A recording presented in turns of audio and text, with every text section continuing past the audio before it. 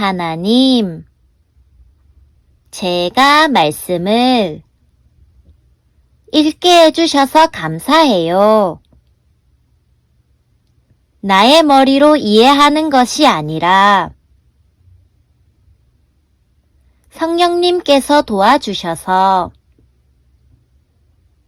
하나님의 말씀을 정확하게 깨닫고 힘을 듬뿍 얻게 해주세요. 예수님의 이름으로 기도드립니다. 아멘. 안녕 친구들, 오늘 읽을 말씀은 사도행전 21장이에요. 21장에서는 마케도니아와 그리스에서 전도하는 바울, 창문에서 떨어진 유두고를 살린 바울, 에베소의 장로들에 대한 이야기들이 등장해요. 오늘의 간단 설명, 정결의식. 정결은 빛나다, 깨끗하다, 더러움을 씻고 순결하게 하다, 죄로부터의 단절, 하나님의 마음에 어긋나지 않는 상태 등의 뜻을 갖고 있어요. 정결의식은 하나님과의 관계 회복에 있어서 가장 우선시되는 부정 제거를 위한 의식을 말해요. 몸을 씻고 입고 있던 옷을 빠는 등으로 이루어졌으며 부정의 종류에 따라서 특별한 제사나 절차 등이 요구되었어요. 신약 시대에서는 바리새인들이 정결에 대한 형식적인 규칙들을 많이 만들어내서 그것을 지키지 않으면 범죄자라고 말하는 등 일반 사람들에게 무거운 짐을 안겨주었어요. 이에 대해서 예수님께서는 외적이고 형식적, 의식적인 부정보다는 내적이고 영적인 부정을 씻는 일에 더 집중하라고 말씀하셨어요. 이 부정을 씻어내는 일은 예수님의 십자가 희생을 통해 온전히 이루어질 수 있는 것이기도 해요. 그럼 말씀 속으로 출발!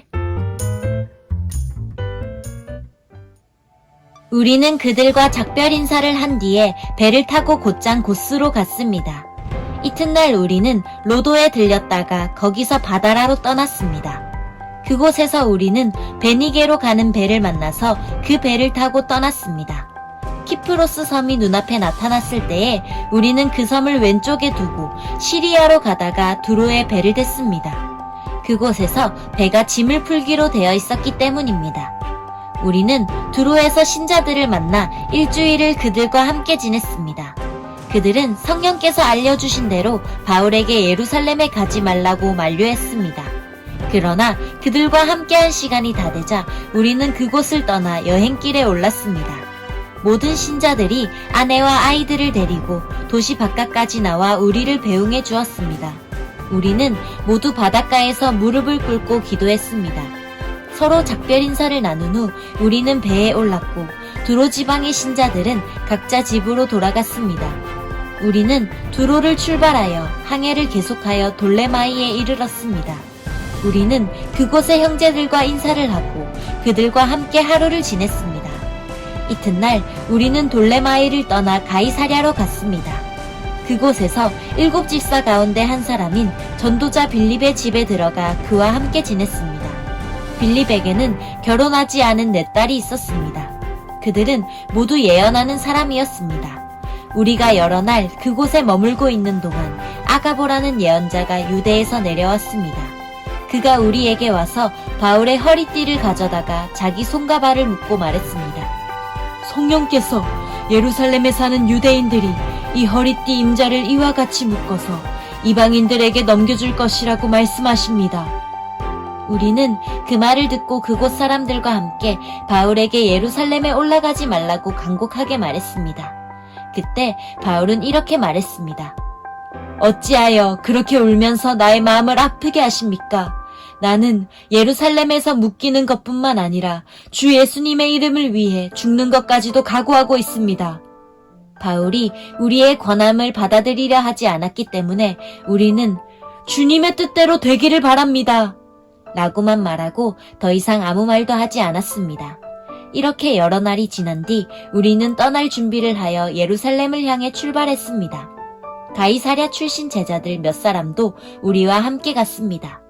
그들은 키프로스 사람 나손의 집으로 우리를 데려가 거기에서 묵을 수 있게 해주었습니다. 나손은 오래전에 신자가 된 사람이었습니다. 우리가 예루살렘에 도착하자 형제들이 우리를 반갑게 맞아주었습니다. 이튿날 바울은 우리와 함께 야고보를 방문했습니다. 그 자리에는 장로들도 다 모여 있었습니다.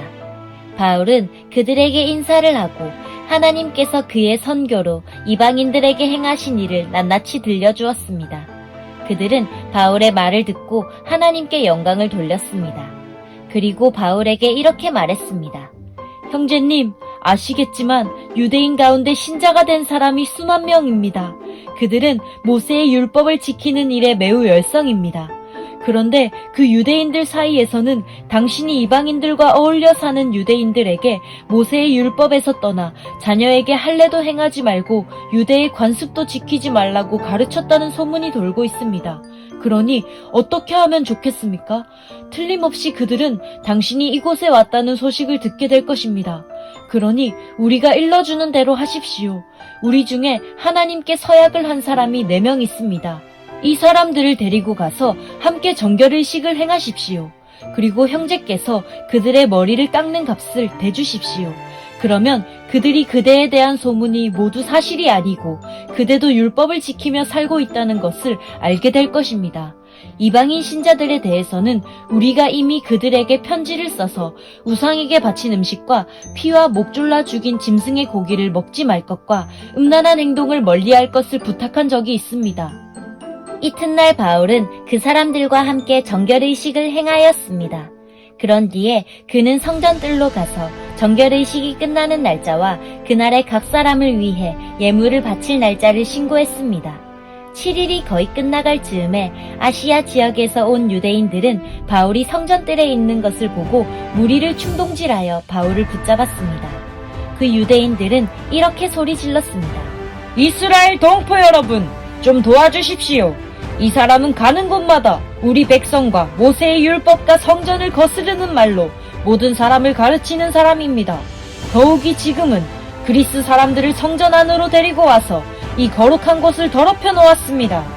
그들이 이렇게 주장하는 것은 그들이 전에 에베소 사람 드로비모가 바울과 함께 예루살렘에 있는 것을 본 적이 있었으므로 분명히 바울이 그 사람을 성전 안으로 데리고 들어왔을 것이라고 생각했기 때문입니다. 그러자 온 도시는 시끄러워지고 사람들이 몰려와 바울을 붙잡아 성전 바깥으로 끌어냈습니다. 그리고 바로 성전문이 닫혔습니다. 그들이 바울을 죽이려 하는 순간에 예루살렘 도시 전체에 폭동이 일어났다는 보고가 로마 군대 천부장에게 전달되었습니다. 그는 즉시 백부장 몇 명과 군인들을 거느리고 군중들에게로 달려갔습니다. 폭도들은 로마 군대 천부장과 군인들을 보자 바울을 때리던 것을 멈추었습니다. 천부장은 가까이 가서 바울을 체포했습니다. 그리고 군인들에게 바울을 쇠사슬 2개로 묶으라고 명령한 다음 그가 누구이며 또 어떤 일을 했는지를 물었습니다. 그러자 군중들은 너도 나도 소리를 질러대며 대답을 하는데 그들의 말이 저마다 달랐습니다. 천부장은 사람들의 아우성치는 소리에 이 사건의 진상을 알 수 없어서 군인들에게 바울을 병영 안으로 끌고 가라고 명령했습니다. 바울이 층계에 이르렀을 때에는 군중들의 폭행이 너무나 격렬했기 때문에 군인들이 바울을 호위해야만 했습니다. 군중들은 바울의 뒤를 따라가며 계속해서 그를 없애버려라! 하고 소리쳤습니다. 바울이 병영 안으로 끌려 들어갈 때에 그는 천부장에게 천부장님께 한 말씀 드려도 되겠습니까? 라고 물었습니다. 천부장이 대답했습니다. 그리스 말을 할 줄 아는가? 당신은 혹시 얼마 전에 폭동을 일으키고 테러범 4,000명을 거느리고 광야로 나간 이집트 사람이 아닌가? 바울이 이렇게 대답했습니다. 아닙니다. 나는 길리기아 지방의 다소에서 태어난 유대인이며 그 유명한 도시의 시민입니다. 제가 저 사람들에게 말할 수 있게 허락해 주십시오. 천부장이 허락하자 바울은 층계 위에 올라서서 손을 내저어 무리를 조용하게 했습니다. 잠잠해지자 바울이 히브리 말로 연설했습니다. 짜잔! 여기까지가 사도행전 21장이에요. 말씀 꿀단지 맛있게 먹었나요? 오늘도 잘 들어줘서 고마워요. 하나님께서 주시는 힘과 능력으로 오늘도 힘찬 하루 되세요. 그럼 안녕!